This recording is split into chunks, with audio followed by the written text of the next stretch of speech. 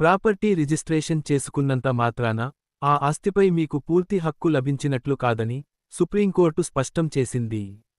Registration అనేది కేవలం ఒక చట్టపరమైన ప్రక్రియ మాత్రమేనని, కాని అది యాజమాన్యానికి రుజువు కాదని కోర్టు పేర్కొంది.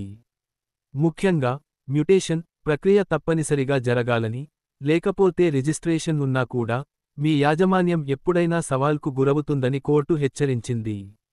మీరు కొనుగోలు చేసిన ఆస్తిపై గతంలో ఎవరైనా కేసు వేసినా, పాత యజమాని పూర్తి పత్రాలు ఇవ్వకపోయినా, బ్యాంకు బకాయిలు లేదా రుణాలు క్లియర్ చేయకపోయినా, లేఅవుట్కు సరైన అనుమతులు లేకపోయినా, మీ యాజమాన్యం ప్రమాదంలో పడుతుంది. సబ్ రిజిస్ట్రార్ కార్యాలయం కేవలం పత్రాలను రిజిస్టర్ చేసే పని మాత్రమే చేస్తుందని, కాని అసలు యజమాని ఎవరనేది నిర్ణయించదని కోర్టు స్పష్టం చేసింది. అందువల్ల, ఆస్తి కొనుగోలుదారులు కొన్ని ముఖ్యమైన విషయాలను తప్పనిసరిగా తనిఖీ చేయాలని సూచించింది.